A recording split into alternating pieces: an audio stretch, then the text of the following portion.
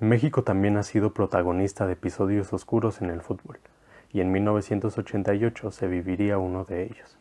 Luego de destaparse que la selección mexicana registró jugadores con edad mayor a la permitida, se viviría un calvario para una generación que podía hacer cosas grandes. Si quieres escuchar la historia de los llamados cachirules, acompáñame, ponte tus audífonos, relájate y disfruta de este nuevo episodio de Historias de Fútbol.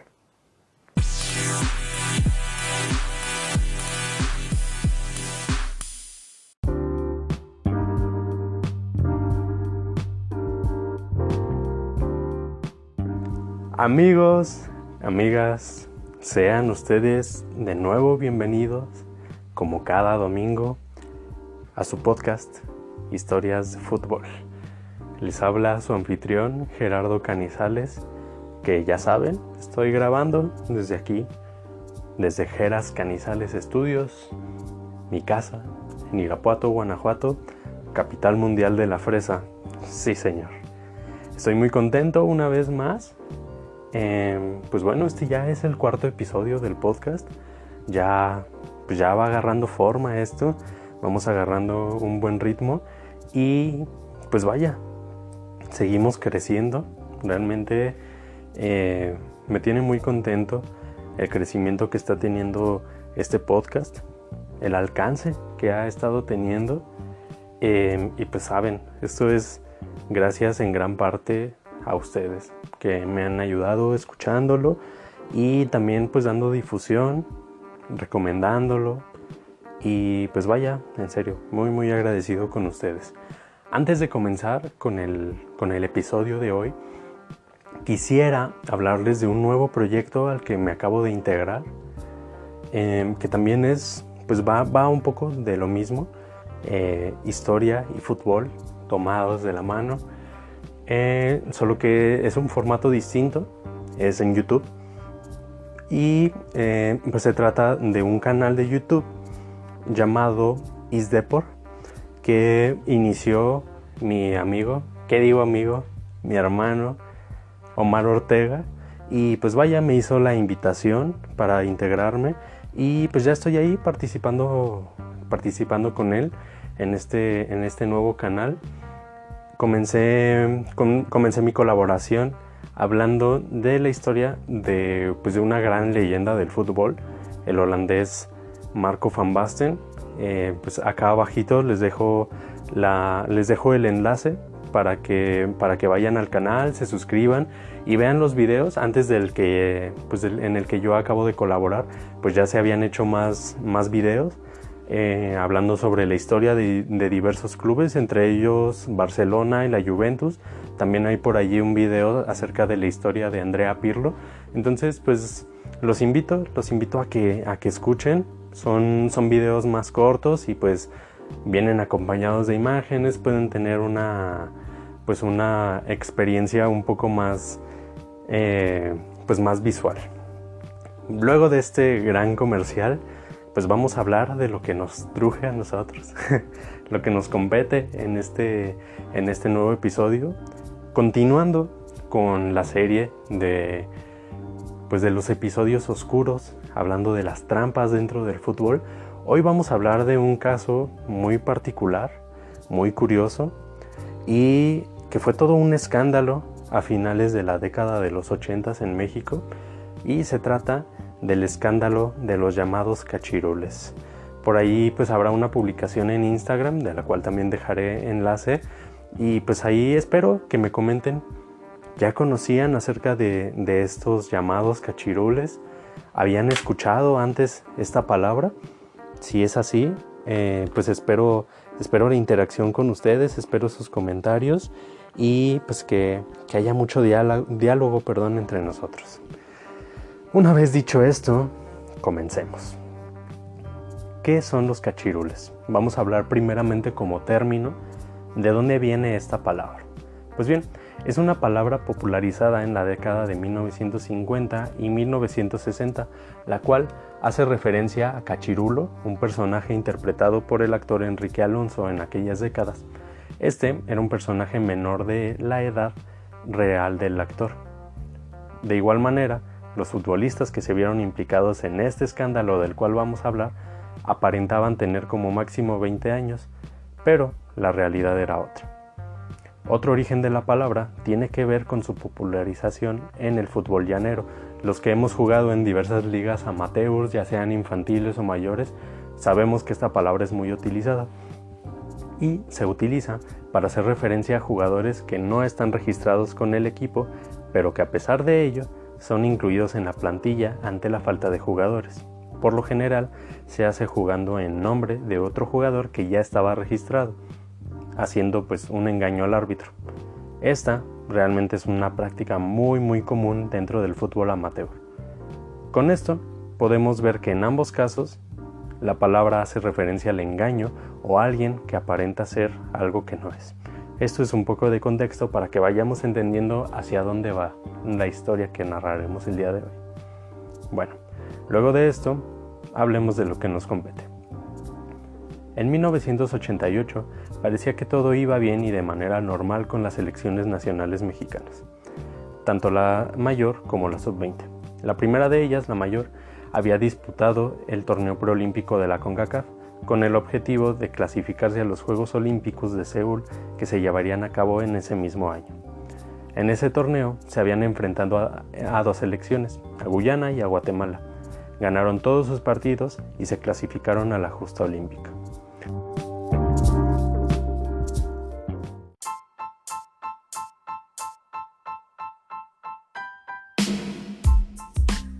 La otra selección, la sub-20, tenía que disputar el 12º torneo juvenil de la CONCACAF, esto con la intención de clasificarse al Mundial Juvenil de 1989, el cual se llevaría a cabo en Arabia Saudí. Este clasificatorio se disputaría en Guatemala en abril de 1988 y otorgaría 2 boletos para la justa mundialista.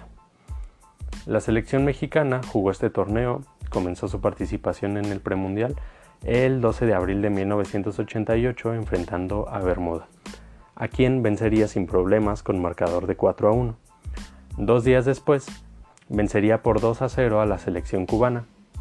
El 16 de ese mismo mes, se enfrentarían también a las Antillas holandesas, a quienes les propinarían una goleada de 7-0. 2 días después, empataría a 2 goles con Canadá y con ello sellarían su pase a la segunda fase de este torneo premundial. Ya dentro de la segunda fase del torneo, derrotarían de nuevo a Cuba, ahora por 2-1. Después perderían sorprendentemente 3-0 ante Costa Rica, que contaba en sus filas con una de sus más grandes leyendas en la historia, Hernán Medford. Y finalmente, en el último partido de este premundial, derrotarían 2-1 a Estados Unidos y de esta manera sellarían su pase al Mundial Juvenil de Arabia tras terminar subcampeones de este torneo. Hasta aquí todo parecía que iba bien y pues en realidad así era. Ambas selecciones, tanto la mayor como la sub-20, se habían clasificado a sus respectivas competiciones sin mayores problemas, como normalmente solía suceder. De hecho, México pues es uno de los países que más veces ha estado presente en la justa mundialista. Ello realmente habla mucho del dominio que el combinado nacional ha tenido históricamente en esta región, la nuestra, CONCACAF. Les digo, hasta ahí parecía que todo iba bien, pero venía pues algo que se destaparía y causaría un gran escándalo. Al igual que en el escándalo del Calciopoli, la prensa fue de nuevo clave en este caso, pues para que todo saliera a la luz.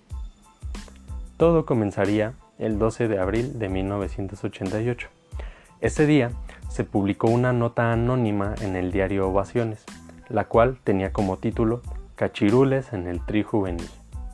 En esta nota se reveló la irregularidad que existía en la selección mexicana sub-20 respecto a la edad de 4 de sus integrantes, ya que lo publicado en el Anuario del Fútbol Mexicano no coincidía con los datos que la Femex Foot había enviado para el registro de los futbolistas que habían participado en este torneo de la CONCACAF. ¿Qué significa esto? Que la selección mexicana había participado en este torneo, que cabe mencionar era sub-20, con 4 futbolistas mayores a los 20 años. Ahí ya tenemos un gran problema. Bueno, ¿de quiénes se trataba?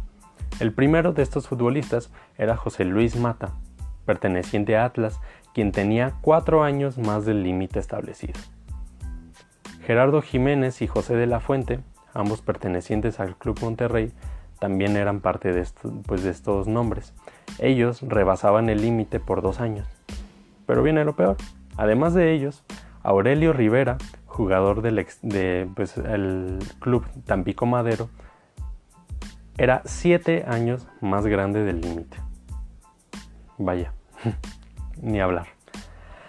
Esta nota, que salió en el diario Ovaciones, fue hecha por el periodista Antonio Moreno del canal Imevisión, el que actualmente es TV Azteca.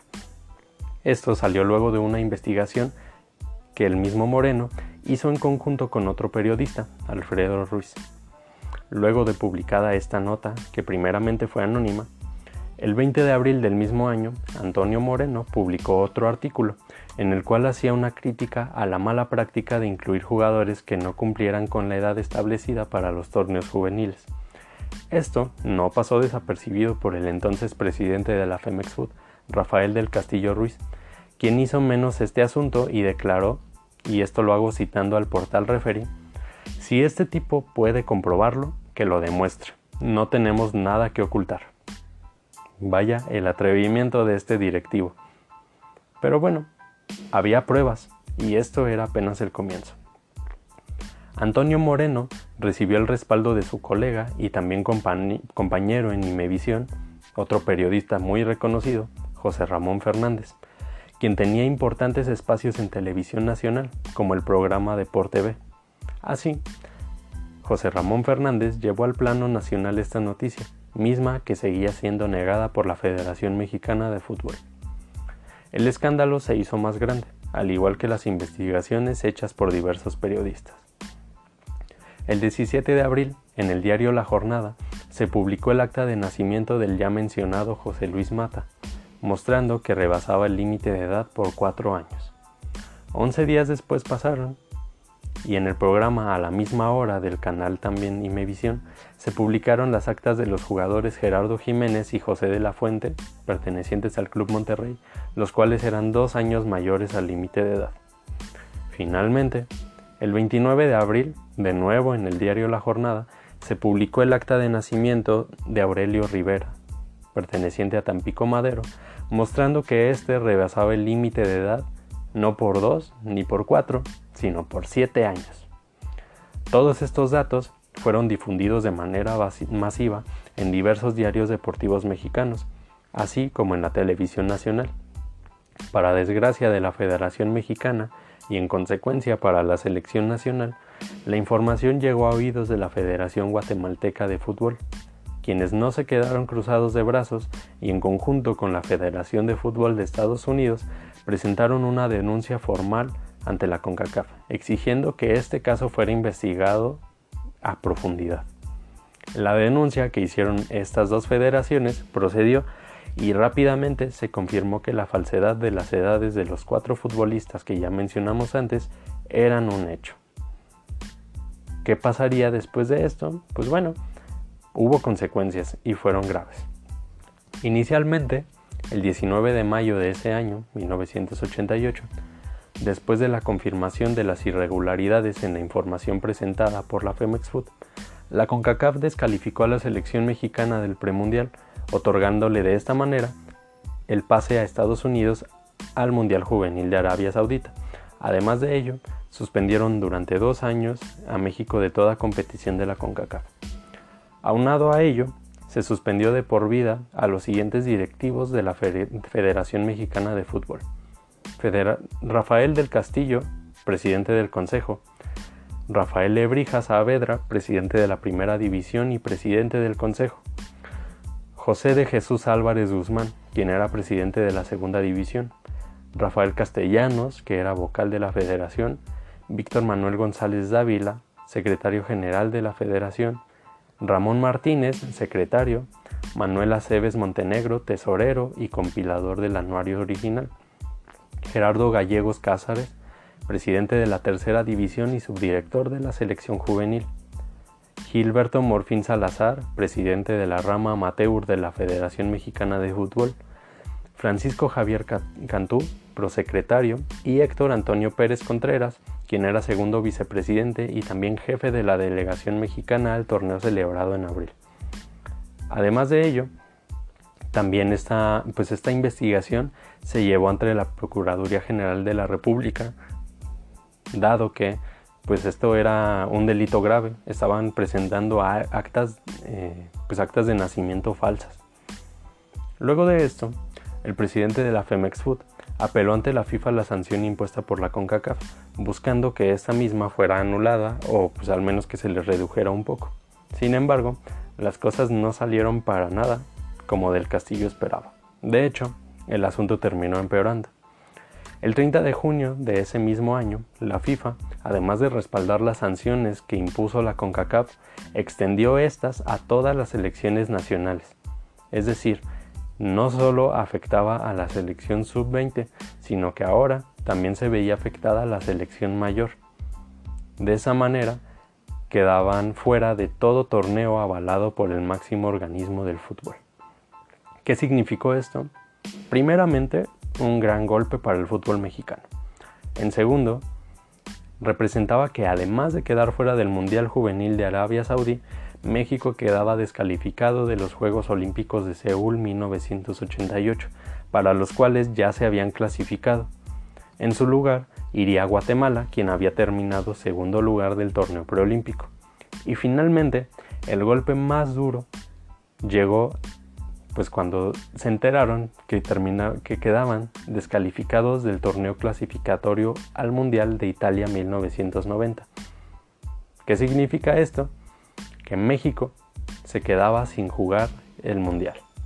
De esta manera, una generación dorada en la que estaban incluidos futbolistas como Pablo Larios, Fernando el Sheriff Quirarte, Miguel España, Marcelino Bernal, Gonzalo Farfán, Ricardo Peláez Linares, Manuel Negrete, Luis Alberto Sague, Carlos Hermosillo, Luis el Pirata Flores y Hugo Sánchez se habían quedado sin Mundial.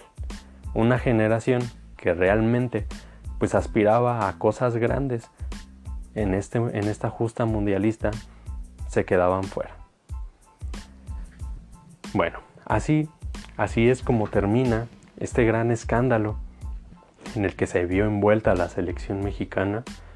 Tuvo consecuencias, ya lo hemos escuchado, consecuencias graves. Pues terminaron siendo afectados otros jugadores que, pues ahora sí, que ni la debían ni la temían realmente. Hay que mencionar que esta realmente es una práctica muy común dentro de las selecciones juveniles. No sé qué tanto conozcan ustedes al respecto, pero han sido muy sonados los casos, sobre todo de las selecciones con límite de edad de países africanos, sobre todo de Nigeria y de Mali, donde pues vaya, Nigeria es una potencia en mundiales sub-17 y sub-20, pero mucho se habla de que pues estas selecciones han tenido en sus filas a estos llamados cachirules, jugadores que realmente son más grandes.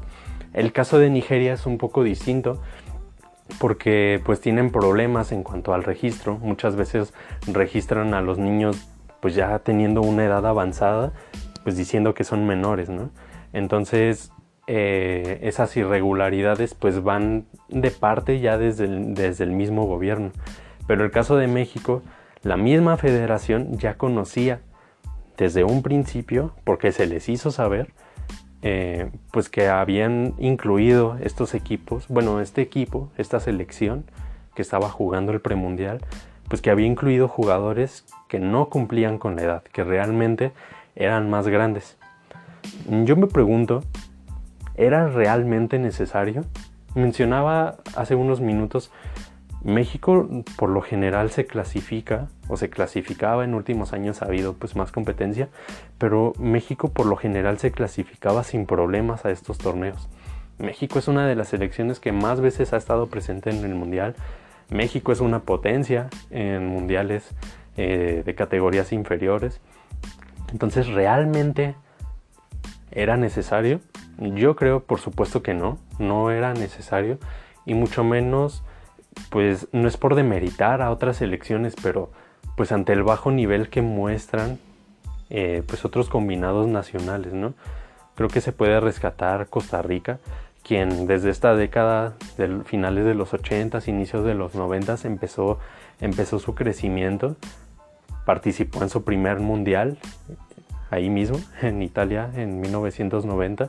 Entonces, yo creo que no era muy necesario. Sin embargo, me parece que es algo de lo que la selección mexicana y la federación misma terminó aprendiendo. Porque pues vaya, sí pasó mucho tiempo, pero pues México poco a poco empezó a trabajar en sus categorías inferiores y los resultados los hemos visto en los últimos años. En 2005 se gana el Mundial Sub-17 de Perú. En 2011 se vuelve a ganar, ahora en México. En 2011 se obtiene, en el mismo 2011 se obtiene un tercer lugar en el Mundial Sub-20. Se ganó en 2012 el Torneo de Esperanzas de Toulon. Entonces creo que ha sido algo de lo que la Federación Mexicana y las selecciones, los entrenadores, los dirigentes han aprendido y aprendieron bien. Desgraciadamente, pues lo tuvieron que hacer a la mala. Pues bien, amigos, este ha sido un episodio corto. Hemos llegado al final de esta historia. Es una historia breve, pero que me parece que era necesario, era bueno que habláramos de ella. Y pues vaya, díganme, ¿qué les parece? ¿Qué piensan de este tipo de prácticas? ¿Creen que México aprendió? ¿Comparten mi visión? ¿O qué es lo que piensan ustedes? Espero sus comentarios. Sigo esperando realmente sugerencias de diversos temas. ¿De qué les gustaría que habláramos aquí? Que hablemos de la historia de un club, que hablemos de la historia de algún jugador. Yo estoy totalmente abierto a escucharles. Y pues ya saben, los canales de comunicación están abiertos por Instagram y también por Twitter. Por ahí podemos tener interacción. Denme follow. Y pues bueno, ahí recibirán cualquier noticia de nuevos capítulos o incluso de nuevas colaboraciones. Por ahí se están cocinando algunas colaboraciones de las que más adelante pues les iré hablando. Pues bueno, es todo por mi parte. Pueden ir en paz. Historias de fútbol ha terminado. Hasta luego.